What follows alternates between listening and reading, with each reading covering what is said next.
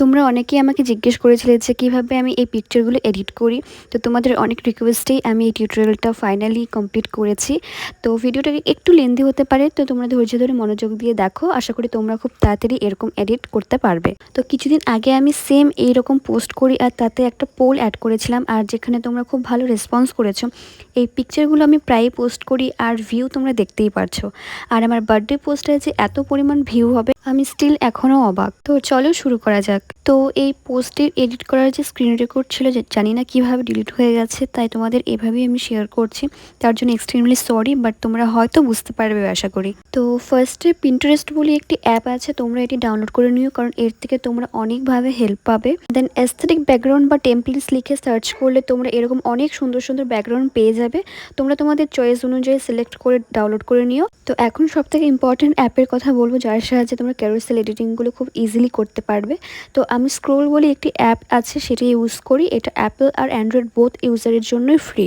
অ্যাপটি ডাউনলোড করার পর এমন একটা সারফেস চলে আসবে, আর প্লাস বাটনে ক্লিক করে তোমরা যে পিকচারগুলো এডিট করতে চাও বা পোস্ট করতে চাও সেগুলো সিলেক্ট করে নেবে। তো ফার্স্টে আমি পিন্টারেস্ট থেকে যেই ব্যাকগ্রাউন্ডগুলো ডাউনলোড করেছিলাম সেগুলো আগে সেট করে নিয়েছি।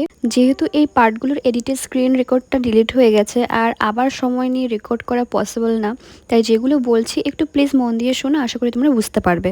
ব্যাকগ্রাউন্ডটা কিভাবে সেট করলাম সেটা তোমরা দেখতেই পারলে। এবার তোমাদের এক এক করে দেখাবো বাকি এলিমেন্টগুলো কিভাবে আমি অ্যাড করলাম। ফার্স্টে যে দুটো পিকচার ফ্রেম দেখতে পারছো, সেটা এই প্লাস বাটনে ক্লিক করে ফ্রেমে ক্লিক করলে তোমরা অনেক ধরনের ফ্রেম পেয়ে যাবে। আমি এখানে এই দুটো ফ্রেম অ্যাড করেছি। এরপর কিছু স্টিকার দেখতে পাচ্ছ, সেটা সেম ভাবে প্লাসে ক্লিক করে স্টিকারে গেলে বিভিন্ন ধরনের অনেকগুলো স্টিকার তোমরা পেয়ে যাবে। এই ছোট্ট নীল কালারের শেপটাও আমি স্টিকার থেকে সিলেক্ট করে পেয়েছি। এছাড়া এই পোস্টের ম্যাক্সিমাম এলিমেন্টসগুলো স্টিকার অপশন থেকে সিলেক্ট করা। এই পেপার কাট স্টিকারটা যে দেখতে পাচ্ছ, এটা অ্যাড করলে আরো বেশি অ্যাস্থেটিক লাগে। আমি বেশিরভাগ ইউজ করি এই স্টিকারটা।